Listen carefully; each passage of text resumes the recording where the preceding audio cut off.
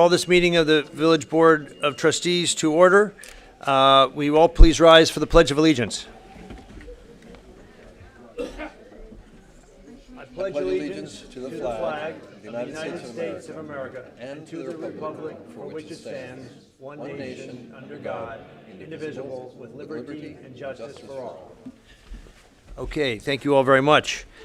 So the first order of business tonight is to recognize our newly appointed 2026 Village EMS members from the fire department, the ambulance, and ocean rescue. So why don't we start with the fire department?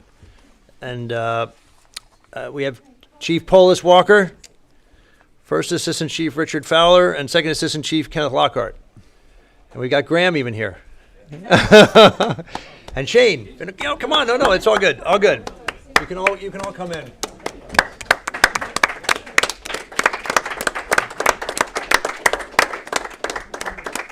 So I will ask the clerk to administer the oath of office. Please. So everyone knows the drill, but you'll raise your right hand and you'll repeat after me.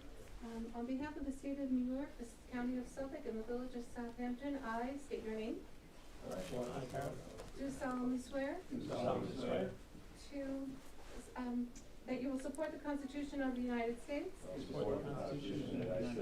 And the Constitution of the State of New York. And you will faithfully discharge the duties. And state whatever your duty is. According to the best of my ability. All right, there you go. Congratulations. Excellent.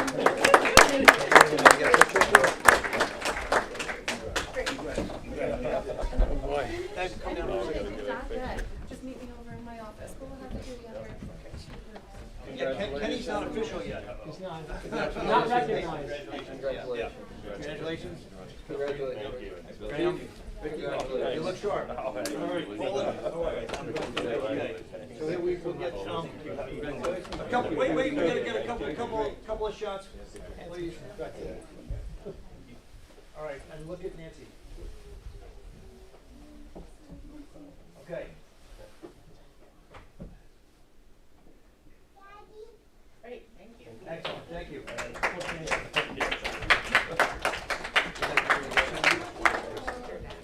Are we going to do this again? On the side here? Yeah, we can do that. But let me just, I got to look at the list. Yeah, my son here also, yes. Okay, so at this time, I'll call forward the Southampton Village Volunteer Ambulance. We have Chief Christopher Epley, First Assistant Chief Matthew Zukowski, Second Assistant Chief Colby Gill, Treasurer Donald Mahoney Jr., and Secretary Daniel Berry.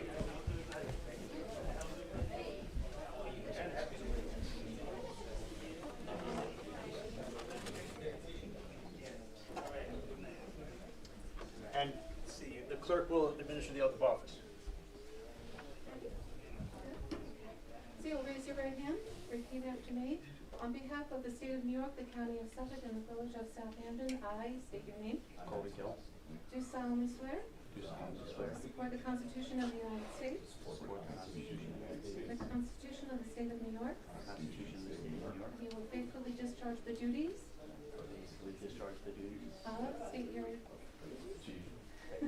according to the best of your ability. According to the best of my ability. Excellent. Congratulations. And then just stand by for a photo. We have one other thing before we let them go. It's actually Chief Epley's birthday today, so I have Happy birthday to you. Happy birthday, dear Chief. Happy birthday to you. Happy birthday. Thank you. Sit up. Sweater crew and the suit crew. Thank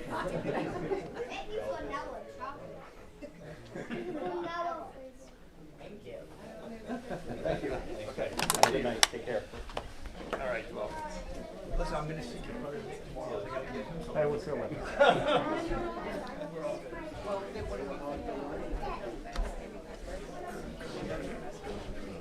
Sorry? Yeah. So now we'll call forward the Southampton Village Ocean Rescue.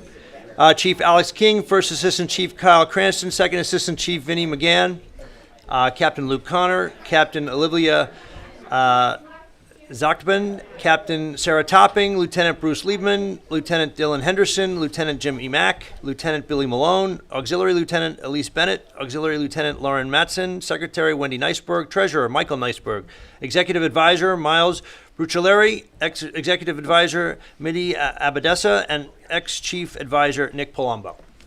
That's it. We got a big group here. So I will ask the clerk to administer the oath of office.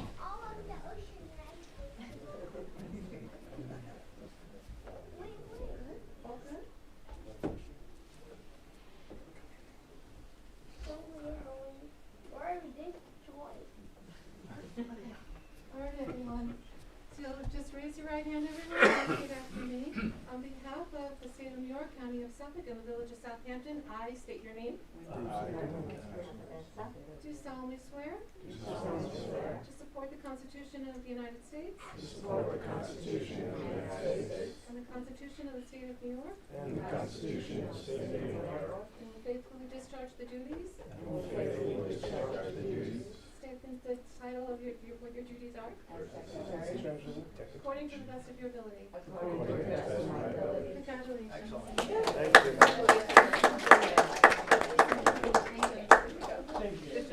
Congratulations, and just stand by while we have trustees and say.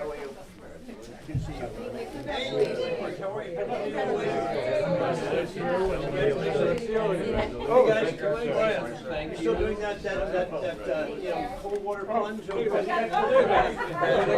Thank you very much for doing it. I got to see you on Monday, too. Yeah. Thank you very much. What you do. Congratulations. Hey, congratulations. I'll get in here with the tall guys. Congratulations and thanks. All right. Get in the back. You can get in the back.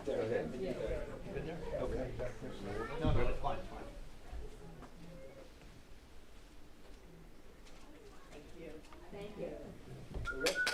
Okay.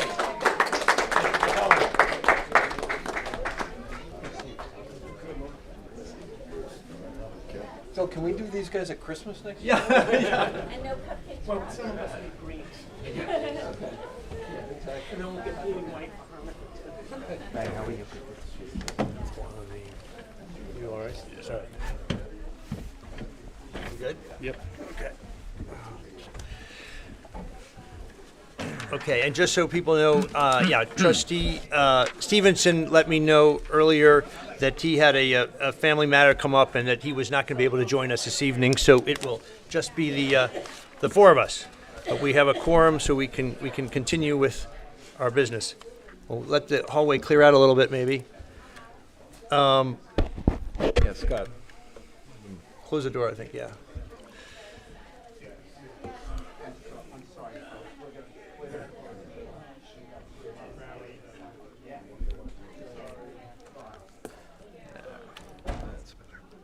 Thanks.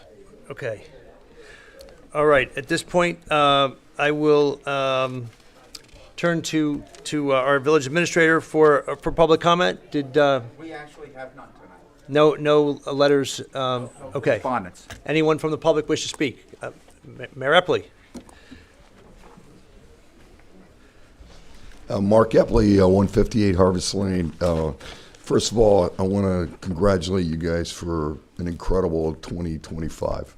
A lot of things got accomplished and battle back and forth, but the reality is that I respect and I appreciate the job that you're doing because, first of all, it's a volunteer job. It's a volunteer full-time plus job, and thank you. And thank you for recognizing the fire department, ambulance, and ocean rescue. Again, those are volunteer full-time jobs that this is why Southampton is such a great community, is because we have so many wonderful people that all want to step up and volunteer and make this place a better place. So thank you to you guys and all the volunteers. So secondly, Thank you. I know Thank we, you. thanks, yeah. Thanks. Thank you, Mark. Secondly, I know that we've had discussions in reference to a reassessment of the entire village. What I would caution you on is that you may end up impacting the people that are older, retired, fixed incomes, smaller homes, because their homes around them all sold, the property values went through the roof, and they never made any improvements. So before you go and hire someone, I would recommend that you take the town rolls, like West Hampton Beach took the town assessments and stuff, and do a comparison and look at some of the streets that have people that have lived there for long periods of time. I did it probably 10, 12 years ago, and I realized that, and I did like 40% of the village.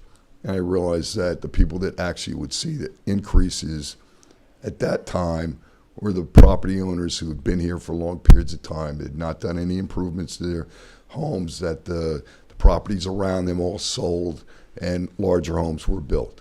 And so I would, if you decide to step, that would be my first step, is just to pull those rolls and look at them and then make a decision on that. So that's my experience that I ran into a while ago. So, but again, I go back to thank you guys for volunteering. Thank you for stepping up. Thank you for what you're doing for the village. Hard job, unappreciated by some, very much appreciated by myself and my family. So 2026 is going to be a fantastic year. So thank you guys.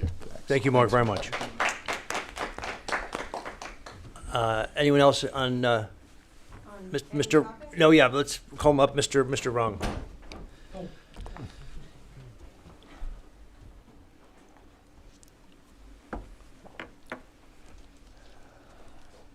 David Rung, Pleasant Lane. In the Southampton Village's current fiscal year, the village's $250,000 tax increase was entirely paid by residents who made 2024 improvements to their properties. Soon, village residents who improve their properties in 2025 will receive a letter from the village assessor's office stating the increase in their assessed values. In 2024, 700 Meadow Lane made substantial improvements to their properties, but the village tax assessor arbitrarily decided not to increase the assessed value. I know last March, this group made a big deal out of the fact that 700 Meadow Lane's assessed value would go up because of that improvement. Well, it did not happen. Nothing.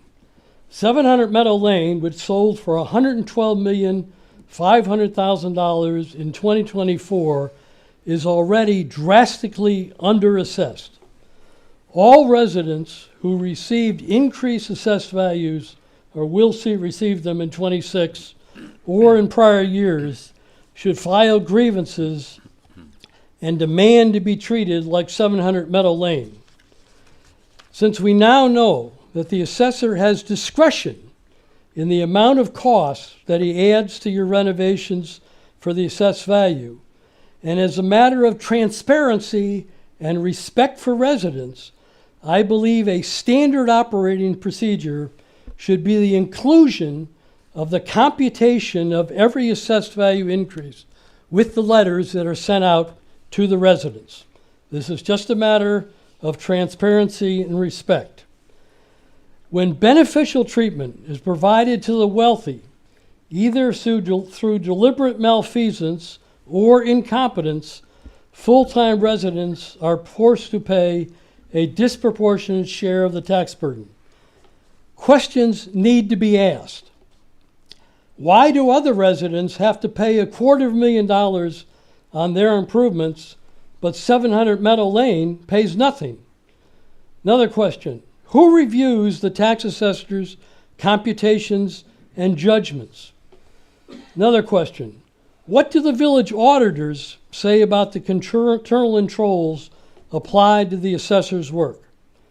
Again, I repeat that in order to have transparency and respect, the letters that tell people about their increased assessed values need to be seen by all. They should be on the village website And the reason for that is any change in assessed value impacts every resident property owner in this village. And therefore, we all have a right to understand what is the tax assessor doing, what is he being consistent in his discretions, what amounts is he considering and not considering. We all have a right to that because every one of these things impacts all of us. Now, don't force us to go through the FOIL process. Just do it and show that you actually care about others, have concerns for transparency and respect. Thank you. Thank you. Who would else like to speak? Ma'am? Hi, everyone. Happy New Year. Ellen Herman, 94 Halsey Street. I'm here on the Historic District. I was here a year ago speaking for myself and, 60 or so residents of Henry, Halsey, Armand, Cooper, and Moses. So we're still troubled. It seems like the topic is still open between who's going to decide, the ARB or the village board, on whether or not there's a historic district. We were further troubled that we saw it in the Southampton Press, that the FOIL document is largely redacted, so we can't really tell which houses. We understand it's in process, but we understand also we should have access to that information. So just to kind of refresh everyone's dates, on February 13th, I was here representing myself and like 60 other neighbors, taxpayers. On April 1st, I met with the mayor, Bob Price, Don King. We were given verbal assurances at that time that this really, if the majority of people didn't want it, it wasn't moving forward. So in June, when you were conducting your re-election campaign, we chatted about that when you came into my house. So we're troubled, the 60 or so, that it seems to still be a topic. We're also apart from the extensive redactions, we just don't understand why it's a secret. I understand maybe they're still doing their work, but they've had over a year to do their work. So we just don't understand why it's not more transparent. We've also heard comments that by placing the decision with the trustees versus the ARB, you might lose, I may be misinterpreting, but this is what I understood, we might lose the CLG status, the Certified Local Government status. I actually spoke with a very helpful fellow, Daniel McKay, the Deputy Commissioner for Historic Preservation for the state of New York.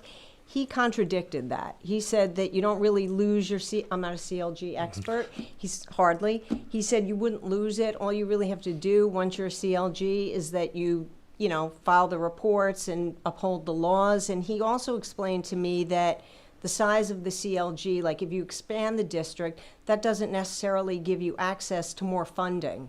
You know what I mean? You could possibly get more funding than maybe not New York City, but that's the largest CLG in New York State. But he said, just because you're the largest doesn't give you greater access to funding. So again, just kind of pointing that out. We also reached out we have calls into Sherry Freer, the chief of the National Register and National Historic Landmarks Program. She has responsibility for New York State. So we just kind of want to understand the process. We just don't get, the 60 of us or so, why the village is still pursuing this. There's a financial burden, there's property restrictions, there's, some incompatibility with the existing development, and there's a lack of transparency and resident involvement. We understand, based on what was in the press, that affected homeowners are just going to get a letter, and then there's public comment, and there's no involvement, with the current homeowners who have already objected to this. So we believe, and this is input from my fellow 60, that this expansion I'll just read it, would represent a significant seizure of the rights of the property owners by a governmental agency and would impose a substantial and selective financial burden on tax-paying residents. By selective, we mean that the village or the ARB would be really perversely advantaging people who already built the biggest houses on the smallest lots. Now they have a more valuable property because they're frozen and the smaller homes are frozen also from development. So it's really punishing the people who held out and maybe protected nature, and it seems a little unfair to reward the people who have these giant overbuilt houses and punish the people who have the smaller houses. So we believe that the process has been a little opaque and a little, potentially punitive, and that elected officials, all of you, have failed, and Roy, have failed to respond to their constituents' serious concerns. All of us will continue to encourage all impacted residents to exercise any and all available remedies should this come to pass. So we just want to reiterate our opposition to this proposed expansion and, to make what's available in the foil, Scott, available. There's like a lot of houses that are numbered in the foil document that was noted in the Southampton Press today. I'd be happy to address it anytime you'd like. Because the lack of clarity or the lack of accuracy Yes. was very concerning to me.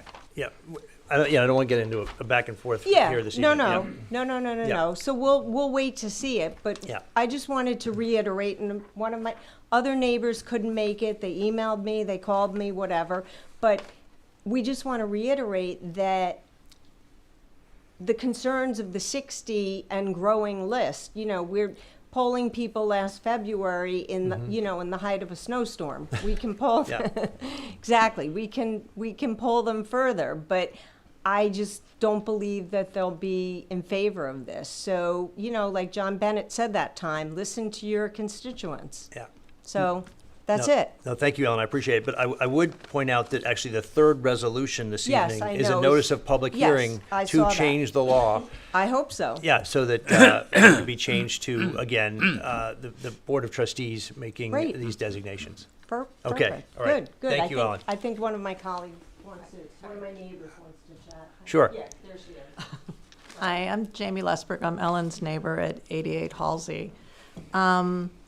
I guess my question about the historic expansion is really, and what is the purpose of it? Why? I look through the ordinance that was created in 1986. It says it was created to protect, enhance, perpetuate landmarks and historic districts that are necessary to promote the economic, cultural, educational, and general welfare of the public.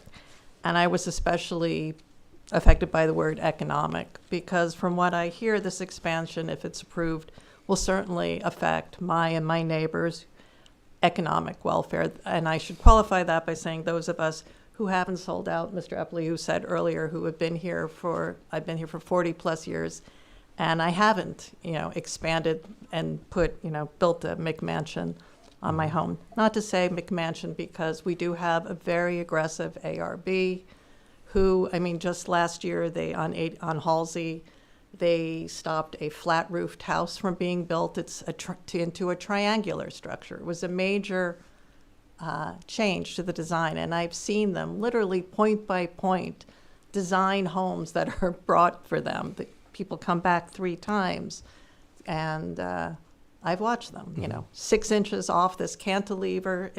We have a very strong ARB, and I'm very happy about that, but this feels like an overreach.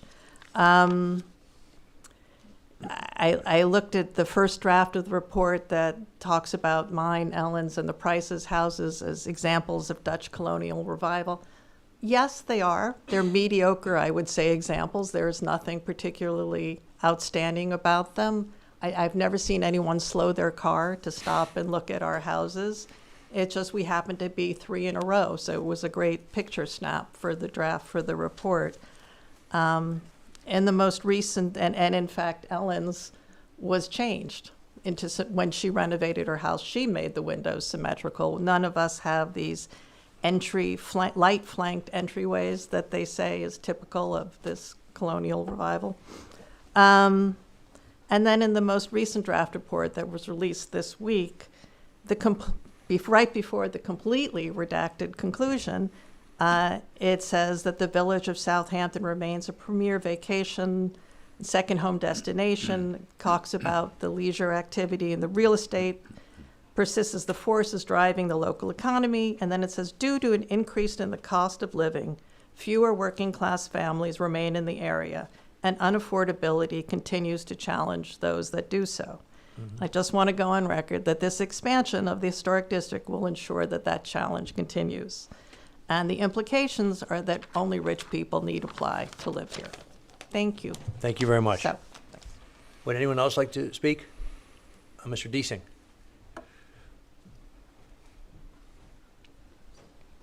Good evening. My name is Jay Deasing, and I'm a resident of the village on Old Town Crossing. Like Mr. Epley, I want to start by thanking board members for their service to our village. As an observer and an occasional participant in village affairs for more than 30 years, I understand how being a trustee or mayor is really a full-time job with minimal pay, tremendous responsibility, and lots of stress. As our year-round population decreases, fewer and fewer residents want to climb the mountain of an election for a 2-year position filled with headaches and insults. For these reasons and several others, I ask that the board consider holding a referendum at this June election to expand the terms of office from 2 to 4 years. As a community, we can then have a respectful and open dialogue about the pros and cons, and residents can make the decision. Can you imagine not seeing election signs throughout the village every spring? Wouldn't it be nice to get a break every other year? We could save $50,000 in hard dollar costs every other year related to part-time workers, voting machines, overtime, and other annual election costs. In addition, village employees will spend less time on absentee ballots, campaign reporting, and other tasks, and more time on continuing to improve our village. And you, the trustees, can spend less time working on getting reelected and more time solving problems. And I think new trustees might actually have time to learn the ropes before having to run again for reelection. It might actually encourage more residents to continue participating. I can't imagine anyone stepping up at this point and saying, boy, for a 2-year term, I'm going to go through this nightmare. And lastly, I think maybe the biggest benefit is it might change all of our perspectives, because right now, an election is over, new people come in, and within 60 to 90 days, we're starting to think about the next election. And I think what we really need to do is learn how to work together for the good of the village and not just make headlines for an upcoming election. And for all of you, I think when you have the knowledge that you're going to be working together for a minimum of a 2-year and probably a 4-year period, I think you will think of things a little bit differently. And maybe we in the village will also think of things a little bit differently. We'll stop worrying about small little issues that might make headlines and start really focusing on the real problems we have in the village. So again, I appreciate all that you've done. I recognize that there are some drawbacks. It would take longer to change the members on the board, but I don't think 2 years is all that long. So I really think this would be a win-win for the village. And I know this has been discussed many times over the years, but I think by putting this in the hands of the voters, we get a fair and transparent way to decide. So thank you again. Thank you, Jay. I would just add that the Planning Commission is actually actively looking at this. I think as a result of the referendum for the county legislative positions that in November that passed, changing those terms from 2 to 4 years. So I do know that they're looking at this, and we will be addressing it after they come forward with the report. But thank you, Jay. Anyone else like to speak? Anyone online? Oh, is it? Yeah, Sage, sorry. Is there anyone online? No, okay. All right, well then we will move to suggested resolutions. And I'll ask Mr. Zinanti to start with the warrant. Okay, number 1. Resolve the claims for the warrant dated January 8th, 2026, totaling $696,344.68, warrant number A16, general, and $555,510.57, warrant number H9, capital, are audited and approved. I'll make the motion. Second, all in favor? I'm sorry, one quick conversation on that. There was an item in there, I think, Len, of about $400,000 to a contracting company. But I understand that maybe some of that was then also going to be reimbursed for the repaving of Hampton Road? I think the entire amount has been given to us, and we're spending their money. Got it. Okay. I just Okay. wanted, Yeah, it's a big item, and I just wanted. $400,000, Yeah, you're right. okay. Yep. Thank you very much for that clarification. Yep. So, aye from me. Yeah. Okay, so Okay. we voted on that. All right, next resolution, sorry. Number 2, resolve the reading of the minutes for the December 11th, 2025 Board of Trustee meeting is dispensed, accepted as filed by the village clerk, hereby ratified and approved, and I'll make that motion. I'll second. All in favor? Aye. Okay. Number 3, whereas the Board of, this is for you in particular, Ms. Herman. Ellen. Whereas the Board of Trustees of the Village of Southampton has determined that this proposed local law is considered a Type 2 action under 6 NYC-RR Part 617.5 C 38 of the New York State Environmental Quality Review Act, SECRA, and that no further review under New York Environmental Conservation Law, Article 8, is necessary. Now, therefore, be it hereby resolved, the village board hereby directs that a public hearing shall be held as a hybrid in-person Zoom meeting on February 12th, 2026 at 6 p.m. at the village meeting room at the Southampton Village Hall located at 23 Main Street, Southampton, New York 11968 to hear any and all persons either for or against a proposed local law entitled A Local Law Amending Chapter 65-3 Designation of Landmarks in Historic Districts to transfer the authority to designate historic districts from the Board of Architectural Review and Historic Preservation to the Village Board of Trustees, and be it resolved that the planning director is hereby authorized and directed to refer the proposed changes to this chapter, Historic and Landmark Preservation, to the New York State Historic Preservation Office, SHPO, for review under the Certified Local Government Standards, and be it further resolved that the village clerk is hereby authorized and directed to publish and post the following notice of public hearing. Notice of public hearing. Please take notice that a public hearing shall be held as a hybrid in-Zoom meeting on February 12th, 2026 at 6 p.m. in the village meeting room at the Southampton Village Hall located at 23 Main Street, New York 11968, Southampton, New York, to hear any and all persons either for or against a proposed local law entitled A Local Law Amending Chapter 65-3 Designation of Landmarks in Historic Districts to transfer the authority to designate historic districts from the Board of Architectural Review and Historic Preservation to the Village Board of Trustees. I'll make the motion. I'll second. And could I just sure.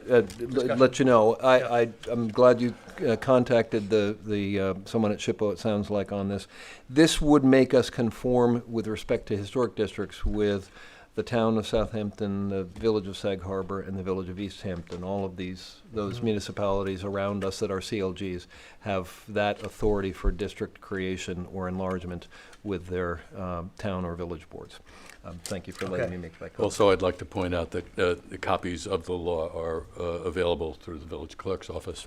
Thank you very much. Yes, thank you. I missed that, but thank you, Lynn. So it's important. It is. Yeah, no, of course. All right, so we have a motion, a second. All in favor? Aye. Aye. Any opposed? All right, whereas the Department of Public Works has historically retained independent contractors to assist the village with snow removal during significant snowfalls, and whereas for planning purposes, the Superintendent of Public Works desires to enter into contracts with the independent contractors in advance to ensure that the village has sufficient help when needed, and whereas the town of Southampton has previously approved non-prevailing wage rental rates for the town highway department for the rental of equipment for sanding and snow removal, and whereas the village has reviewed same and determined they are appropriate and reasonable, now therefore be it resolved, the Board of Trustees approves the usage of the non-prevailing wage rental rates adopted by the town of Southampton for 2025 for use by the Village Department of Public Works when contracting for rental equipment for sanding and snow removal for the 2026-2027 season. And be it further resolved, the mayor is authorized to sign contracts with said independent contractors for snow removal for the 2026-2027 season upon the recommendation of the Superintendent of Public Works and the approval as to form of the village attorney. I will make the motion. Second. All in favor? Aye. Any opposed? Okay. Resolved, the Board of Trustees approves the sale of tax liens on all unpaid property taxes for the fiscal year 2025-2026. Will be held at 1 p.m. on Tuesday, March 10, 2026, in the Boardroom, Village Hall, 23 Main Street, Southampton, New York. Notice to this effect will be published in the official paper, the New York State Local Government Efficiency LGE Grant Program, and may be submitted as supporting documentation with that application. Sorry, you skipped the page. I skipped the page. Yep. I was wondering, that sounded really funny. So It's for the Southampton Press. I said, Yeah, You okay. finished too. Yeah, notice to this effect will be published in the official paper, the Southampton Press. The village intends to purchase all eligible outstanding tax liens at said sale. I make a motion. Second. All in All in favor? Aye. Okay. Whereas the village board has determined that it is necessary and appropriate to purchase new beach chairs and umbrellas for Cooper's Beach due to the existing equipment becoming worn and no longer usable. And whereas additional revenues have been realized from Cooper's Beach sales and rentals, providing sufficient funds to amend the adopted budget with no impact on the general fund's balance. Now therefore, be it resolved, the village board hereby authorizes the budget amendments as follows. Increase revenue, Cooper's sales and rentals, A.2017 by $22,000 even. Increase expenditure, Cooper's Beach equipment, A.7141.2 by $22,000. I'll make the motion. Second.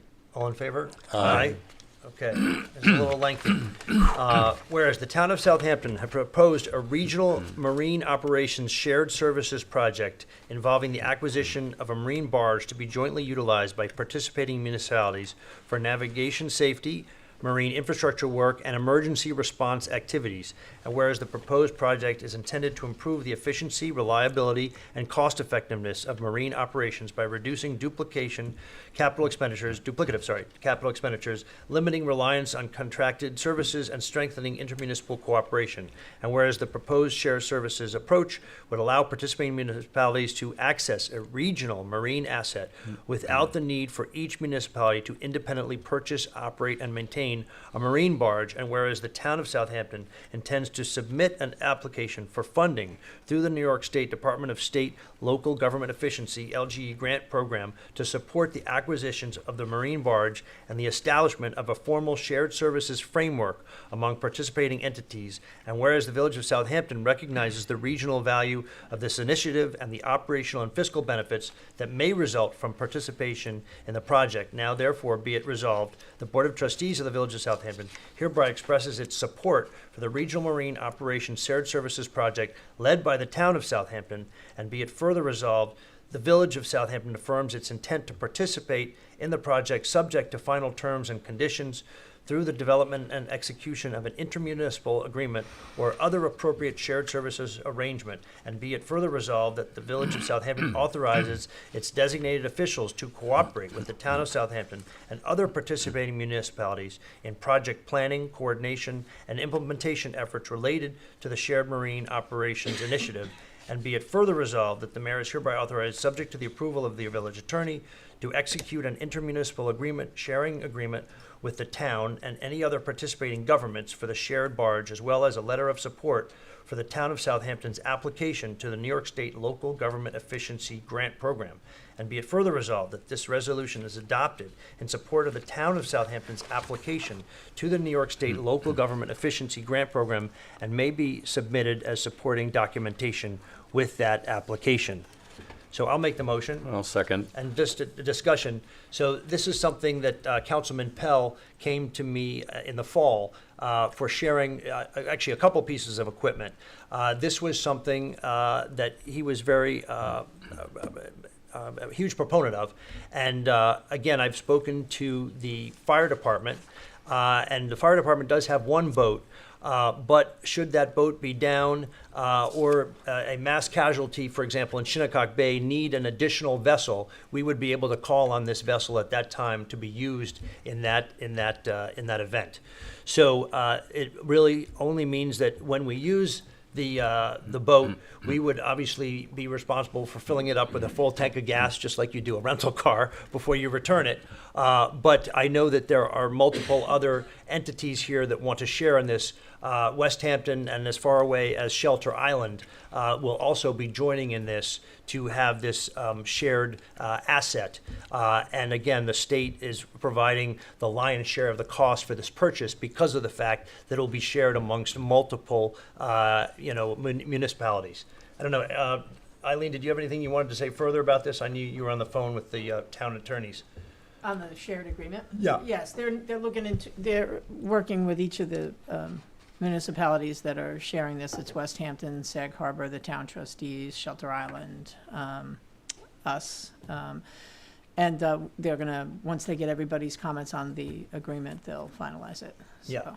I mean, Bill Pell recognized that probably we would not be using it too Right. frequently, but Right. he said that it makes for a stronger application to the state if more municipalities are involved in it. Right. And the fire department does think that there could be a use for it in certain circumstances. So that's why I thought it was good to go forward with this. And just for full disclosure, the other piece of equipment that they're looking to acquire this way is a vac truck, which can be used to, again, clean out drainage situations. We have one vac truck in the village. Sometimes it can break down, and in the case of a large rain, we might want to operate 2 vac trucks simultaneously. And so that is the other piece of equipment that I think we would like to ask that we enter into an agreement with the town at the next meeting.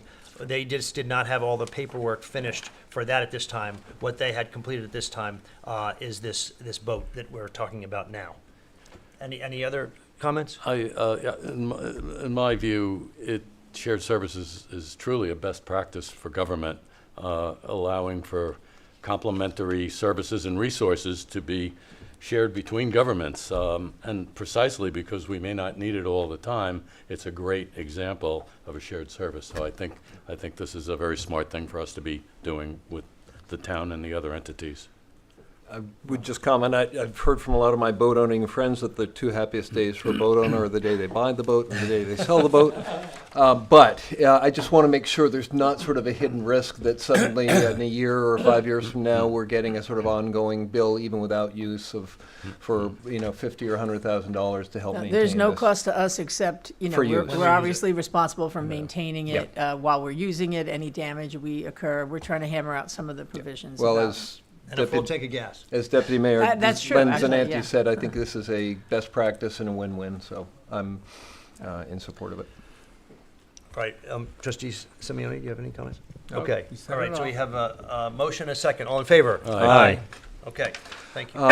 Whereas in October 2022, following a request for proposals, the village accepted a proposal from Coopers Beach LLC and its sole member, John E. Betts, and thereafter entered into an agreement with Coopers Beach LLC to operate the concession at Coopers Beach for the 2023, 2024, and 2025 beach seasons. And whereas the agreement gave the village the sole right to extend the contract for 1 additional year, and whereas the village is satisfied with the operation of the concession under Mr. Betts' tenure thus far and further, Coopers Beach LLC and Mr. Betts have complied with the terms of the agreement to the village's satisfaction. Now therefore be it resolved, the Board of Trustees authorizes the mayor, subject to the approval of the village attorney, to sign an agreement extending the contract for the Coopers Beach concession for 1 additional season, i.e. the 2026 beach season. I'll make the motion. I'll second. All in favor? Aye. Okay, well, this was pretty good. So comments from board members, and we will, do we want to do this? oh, I'm supplemental? sorry, I Yeah. apologize. There was another, I have to ask for a motion for a walk-on that came to us late today, and actually, our attorney Eileen Powers can explain it, but the village unfortunately is being sued in an Article 78 regarding the planning board. And so this is to retain counsel to be able to litigate that, Defend us, that, yes. that case. So I'm going to turn it over to you, Eileen, if you Okay. wouldn't This is mind. for the, you do need a vote to add it on, but let me read what it is first. Resolved that the Village of Southampton Board of Trustees authorizes and retains Kimberly Judd Esquire effective January 2nd, 2026, to defend the Village of Southampton and the Planning Board of the Village of Southampton in connection with the lawsuit initiated by 91 Fowler LLC regarding the Fowler subdivision application before the Planning Board. The mayor is authorized to execute a retainer with Kimberly Judd Esquire with an hourly rate of $325, subject to the approval of the village attorney. So Kim is the, So wait, I'll make a motion, hopefully you have a to add it. second, and then we can discuss it. So Okay. I'll make the motion, is there a second? Second. Okay, discussion. and so just pointing out that Kim is the attorney for the planning board. She's very familiar with the application. So it made sense, I think, in this particular case to But retain you her. are And I am defending I the am- Board of Trustees because Correct. we were also named in the lawsuit. Right. But you will be representing us, and she will be representing the planning board. Right, we're being, right, because that's exactly right, so. All right. And this is an Article 78 It's proceeding? in Article 78. There's What- also a declaratory judgment portion to it, too. There's a plenary action and What next to it. action or decision are they are they challenging? So, 'Cause it's with that- respect to the planning board, Yep. they are challenging the secret finding statement with respect to it. That was a decision that the planning board adopted on October 6th. So they have challenged that. They sought a temporary restraining order. Kim and I went to court on Monday morning. That was denied. But now there's the continued application for the preliminary injunction and the actual Article 78 itself. In connection with that, they've also challenged, interestingly, a decision this board made making a change to the Secra. right, the type 1, type 2. We removed, as you recall, wetland permits from the type 1 list. Those wetland permits, a lot of them are residential. We weren't treating them as type 1. For a long time, we had talked about removing it from the list. And then when you'll recall that we were working on the workforce housing legislation, and we were going to add the live-work special exception and the workforce housing special exception to the type 2 list for the purposes of the workforce housing legislation. We decided it was a good time to also remove that from the type 1 list. They see a conspiracy, like somehow They it think was this was related done to the specifically Fowler for them. application. Which is I never heard anybody talk about it in relation to it. It's not relevant to it, but, still, that's where we're at, so. so anyway. So So Kim would be defending the planning board, I'll defend the village board, and we'll work together on it. And then, obviously, the applicant is named also, so. all right. So we have a motion and a second. So on this walk-on resolution, I'm calling for the ayes. Aye. Anyone Aye. opposed? Okay. All right. Good. So that's done. Now we can go back. I'm sorry. Did you vote on the actual? Well, yes, okay. Well, we'll vote also on again, this, to make sure it's Approving it. done really clearly. so Well, there's one no is to question. add it, and Yes, then one yes. is to vote on So it. I will make a motion for this resolution, walk-on resolution, to be adopted by the village board. Do I have a second? Second. All in favor? Aye. Okay, any opposed? Fine. So that's official. Okay, you'll inform Ms. Judd? Oh, for sure, yes, Okay. thank you. All right, so now we'll go to comments from board members, and we'll start with trustee Coburn. Thank you, Mayor. I just want to take the opportunity to correct an error or omission in the newsletter that was mailed to residents last week. Somehow the final draft, which included several minor edits, omitted a paragraph. And that paragraph read, in a 2022 report, this is regarding the sewer in the sewer district. In a 2022 report, our consultants provided an initial cost estimate of $55 million.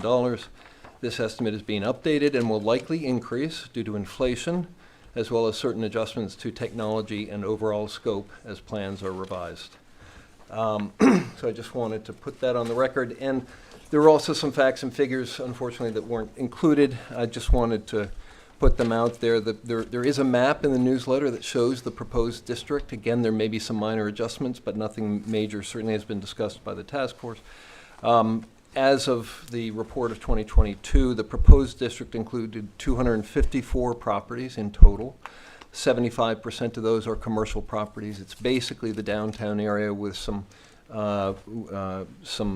properties up Hampton Road and some properties on Windmill Lane and North Sea Road as well. And for what it's worth, the estimated current statutory wastewater flow from those properties is 154,000 gallons. And in order to accommodate future growth, the task force and the village right now is considering a 200,000 gallon facility. So I just wanted to put those out there so it's part of that whole report. With respect to historic district, I definitely don't want to get into reports and redactions, but I wanted to take a step back and just remind us all of some important sort of process and context for considering historic districts, including what the village itself has done and not done in the past. So as someone mentioned earlier tonight, the district was created in 1986. That was the result of 3 public information sessions and 4 public hearings. The law actually was going to not pass in 1986 not even because of pushback or concerns by residents in the district for the most part. It was that even across the village and people living outside the district, there were concerns about the essential nature of this, which is a sort of taking limitation of rights. That impasse was overcome by the inclusion of wording that limited the purview of the ARB to what could be seen from the public right-of-way. That's how that impasse was overcome back in 1986, and the law was subsequently passed. That provision of the limitation was removed almost 3 years ago today. And there were two changes made. I'll say actually in the intervening 37 years, we didn't do much ongoing education or engagement to explain and celebrate the historic district. That's something that is encouraged, the sort of communication and integration of what a historic district means in the life of a community. I should maybe frame all of this by saying I'm a big proponent of historic preservation, and I've spent the last almost 20 years of my life doing this. Historic repurposing and adaptive reuse and preservation of historic homes. And I love the historic nature of the village, and I appreciate both the work done by the ARB and the fact that we have an historic district. But for 37 years, we did not do a great job as a village of making this a living, breathing thing and with a shared understanding of what was happening. As I mentioned, in January of 2023, there was a change, and then in April of 2023, there was another major change, and unfortunately, those changes were made without much general public discussion and participation. So we've not done a great job of engaging and interacting with the larger community on why historic districts are important. The authorities that are looked to in this area are two: the Secretary of the Interior and the National Trust for Historic Preservation. National Trust publishes a 10-point list on steps to take if you are considering creating or enlarging a historic district. And I'm going to go through them. The first is consider the whole package. Whatever the goal for your community, keep in mind that historic district status is simply one tool to protect community character and should be used in combination with other planning and revitalization strategies. Two, recognize the district's associative value and economic advantages. Keeping buildings, sites, and objects around for future generations to appreciate is one of the deepest justifications for historic preservation. Number three, make a compelling case. Clearly articulate the benefits of creating a local historic district to government officials and to the public. More importantly, help property owners fully understand what designation will mean for them, since their property use will in some ways be restricted. Robust presentations and discussions up front can minimize controversy later.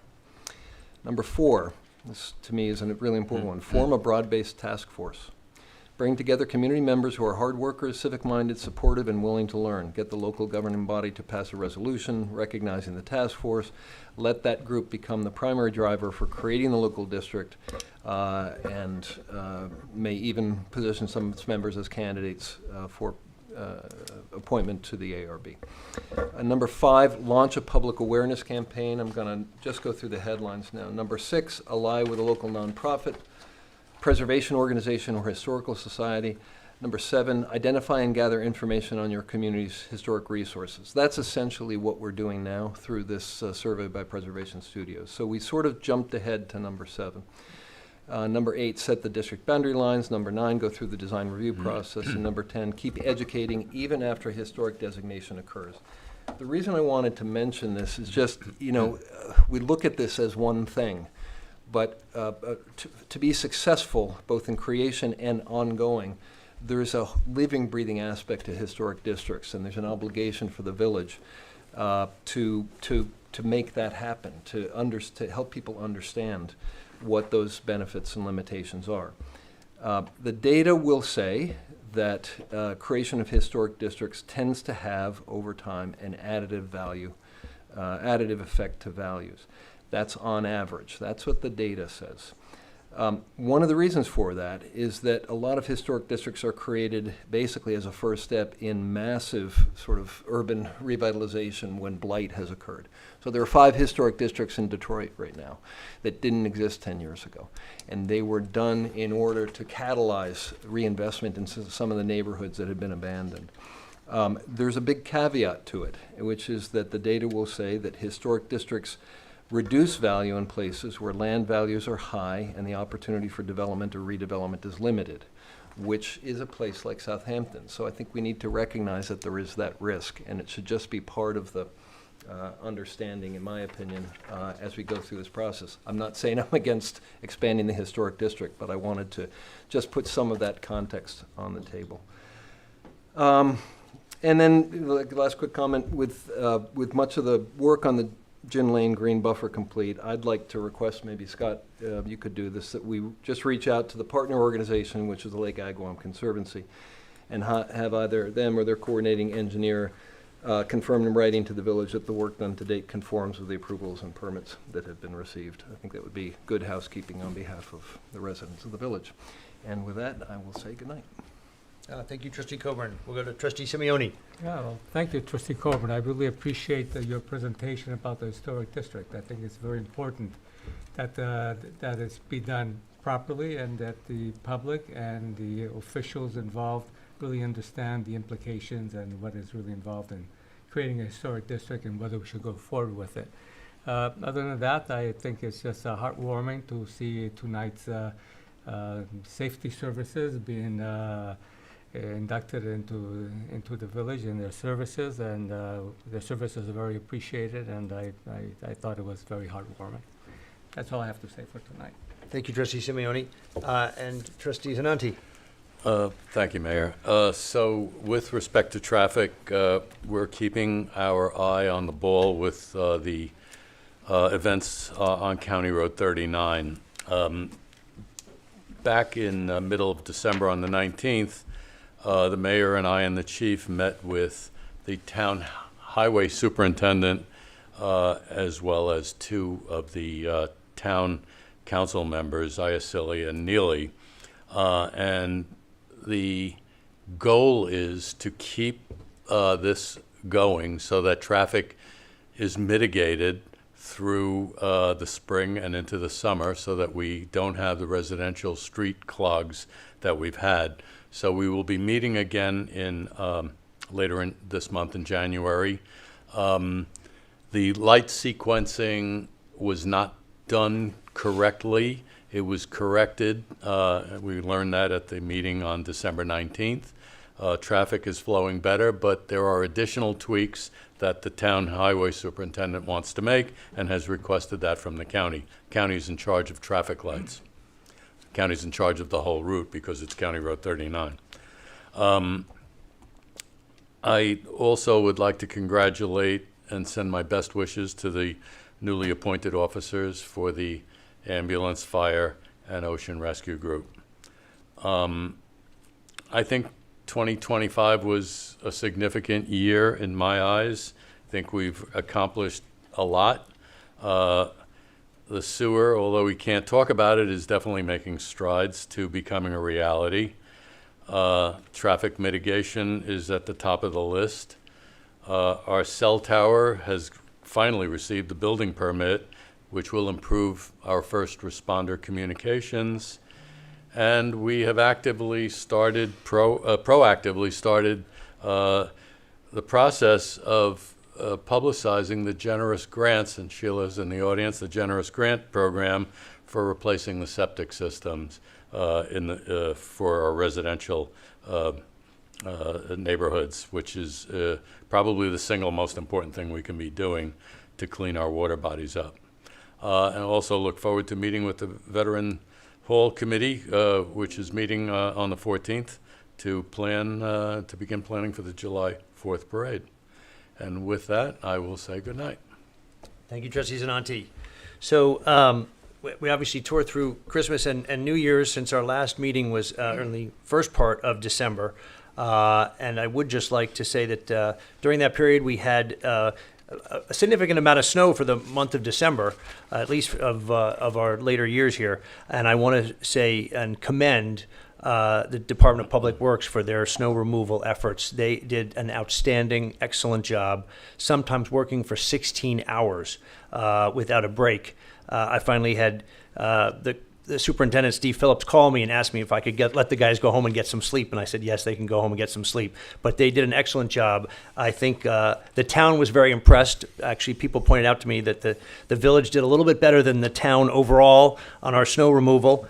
And in fact, head of DPW in Sag Harbor contacted our head of DPW and said, what is Southampton Village's secret to snow removal? Because we did a much better job, he thought, than his own village of Sag Harbor did. And so anyway, I'm very pleased, again, with the efforts of all our DPW staff, because there were a large number of them that came out to work on that snow removal. And leading up to Christmas, there were a lot of things going on in the village, but I just thought I would like to, again, highlight a few, because these were, things that going on in the village that were important.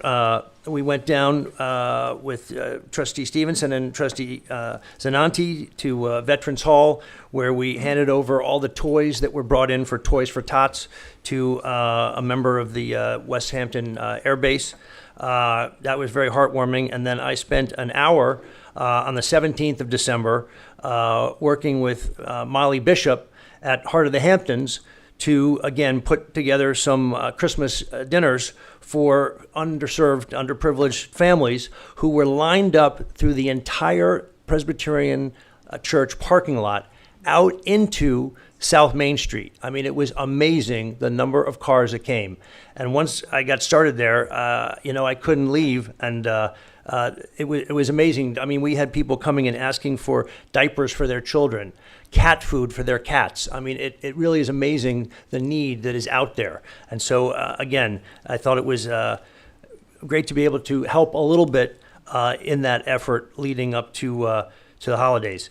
And then on the 21st, Rabbi Konakov had me join him on Main Street in front of the Chamber of Commerce to light the menorah on the last day there of Hanukkah. And the police chief, in her wisdom, did deploy our officers out onto that street. It was a week after the terrible tragedy in Bondi, Australia. And she felt necessary to make sure that we had people there to make sure that all those attending that menorah lighting were safe and secure. And I stand by her decision to have those officers out there. I know there was some criticism, which I think was completely unwarranted, for what they were doing to protect people in this village. And I will always protect people in Southampton Village. Then on January 3rd, I got to go and provide 2 Eagle Scouts, newly elevated Eagle Scouts, at our local troop number 58 with proclamations. One was Ben Halsey, the other one was Paul Delzato, and they both did a great job. Ben built a small lending library at the train station where people can go and exchange books, and Paul Delzato actually built a pergola at the hospital for people that were undergoing cancer treatment, so they had a place to sit in a little bit of shade. And so I thought those were very worthy Eagle Scout merits, and I was happy to participate and provide them with proclamations on behalf of the village. On January 5th, just on Monday, I did attend the inauguration of all the new town elected officials.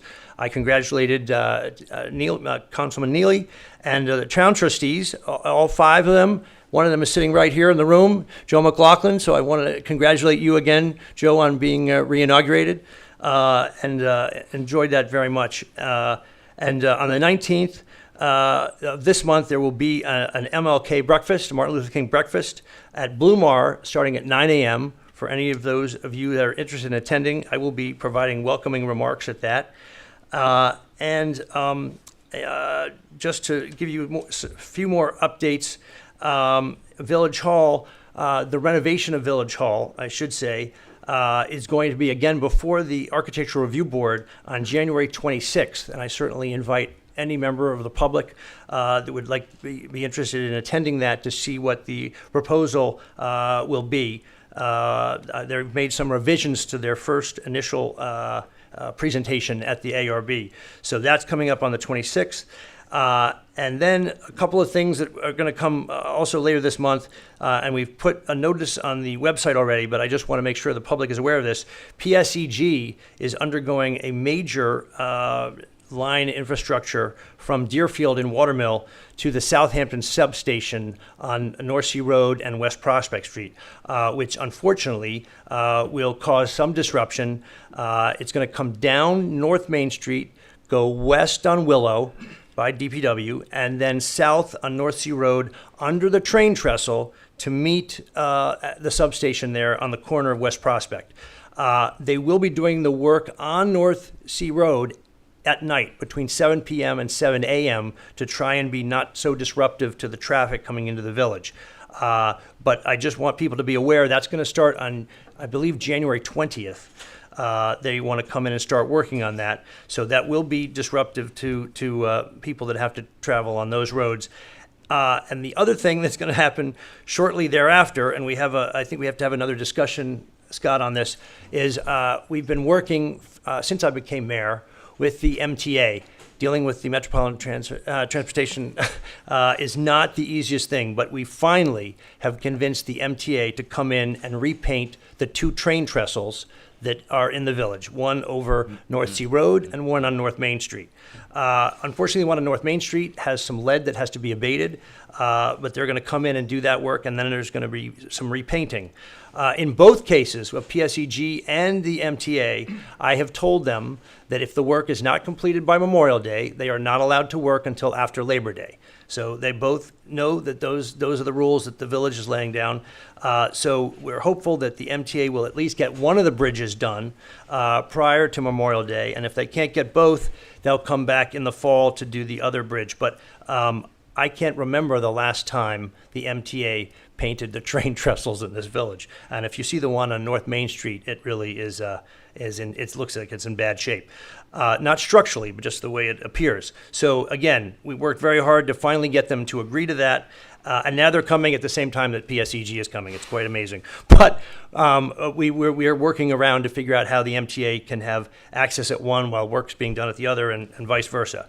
But those are all things I want to make sure the public was aware of, because it will affect them, especially going under that trestle on North Sea Road, because of the painting and also the huge new cable that they're laying in the middle of that road. They have to go under the bridge because they're not allowed to drill under the railroad tracks.